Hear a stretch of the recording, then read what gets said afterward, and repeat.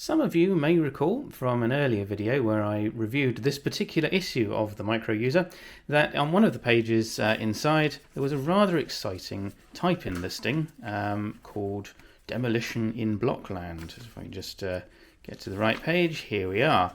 Now I did say at the time that I might give a go at actually typing this one in and seeing if I could get it to work, because I had a vague memory of possibly having done so in my youth, but it was a long time ago, and to be perfectly honest, I couldn't remember if I'd even ever managed to get it working. So yeah, I thought I'd give it a go.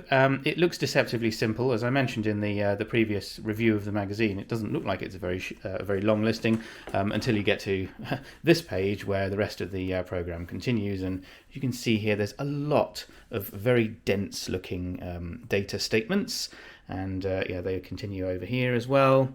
But thankfully, this listing was one of the later listings in the micro user, and it actually came with one of these excellent get it right checksums.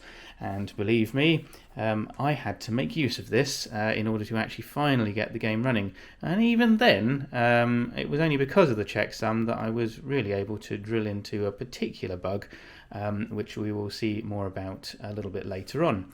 But first of all, just to show you that I am not making any of this up, we will just show you here. Here's my beeb, and I've got the listing here, so I'm just going to load it up, and we shall show you that it is actually here. If I can list the program listing here, there you go. As it spins past, this is the listing, and this is entirely upfront and honest. I did type this in all by myself.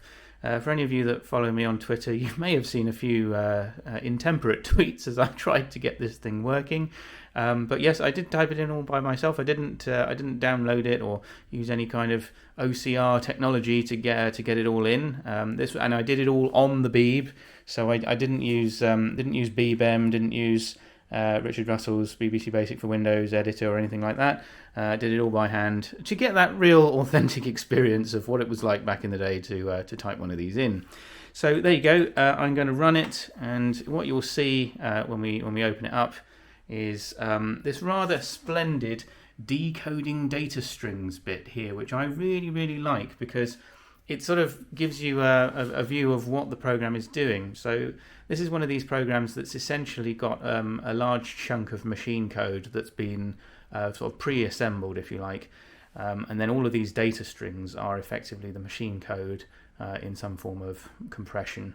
And at the beginning of the program, because it's written inside a BBC Basic shell, obviously the program has to decode those data strings in order to actually turn it into real assembly code that it can then run and obviously power the game. Now this comes with its own drawbacks.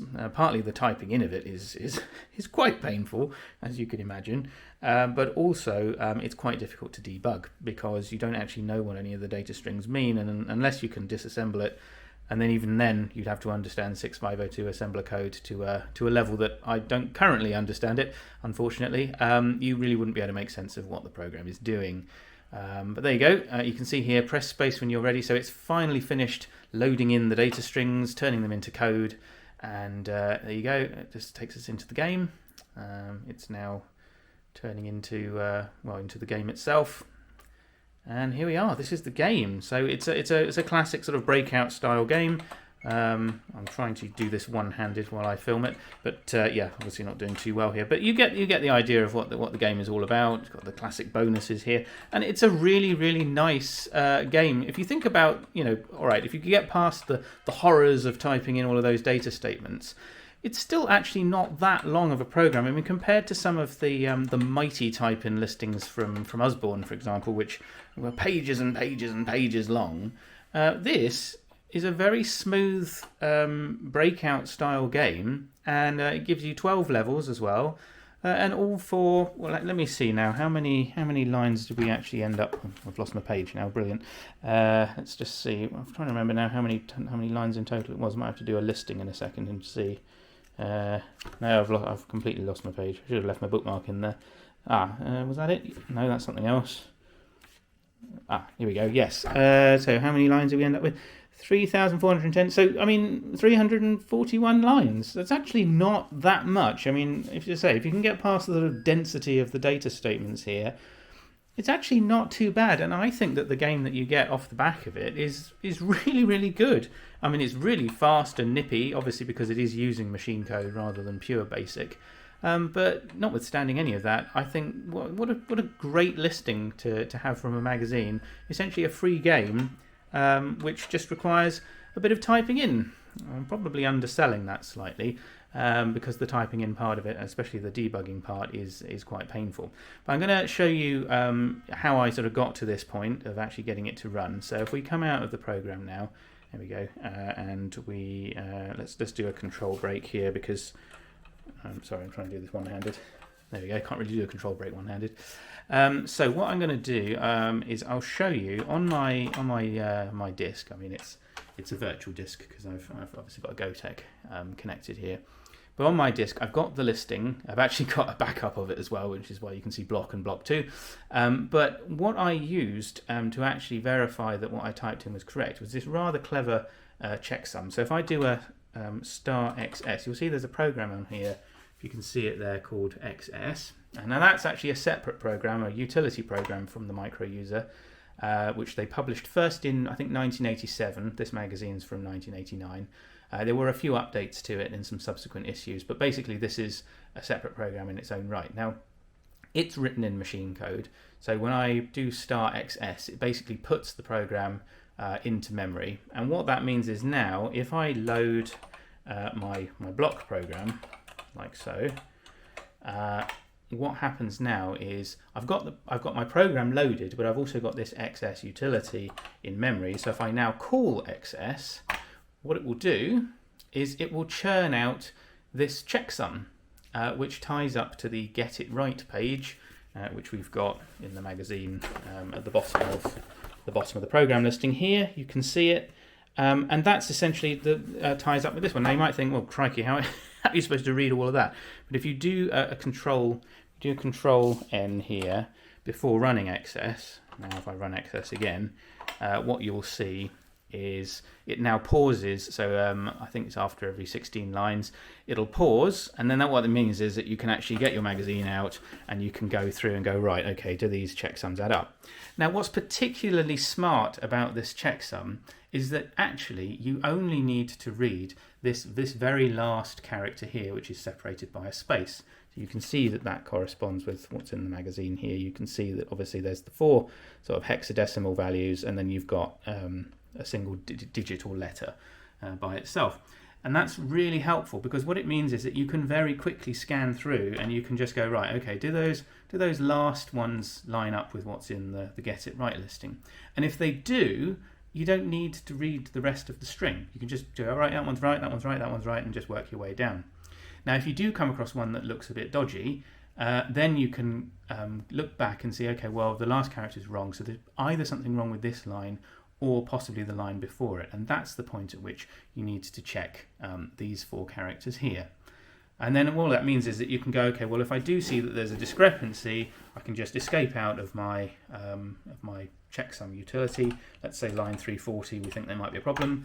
You can just list it, and then obviously you can then refer back to the magazine and try and see, okay, where did I make a mistake?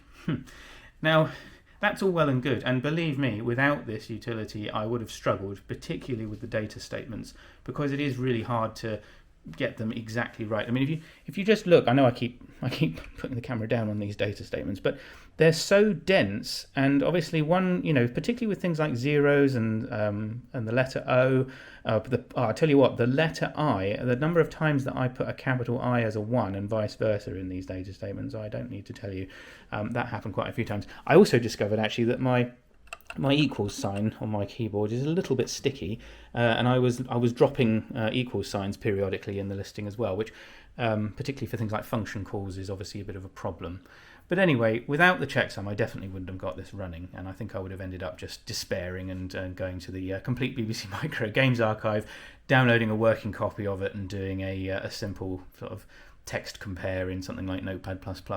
And I feel like that would have been cheating a little bit if I had done that. I mean, there's nothing wrong with doing that, don't get me wrong. I don't judge people that do that.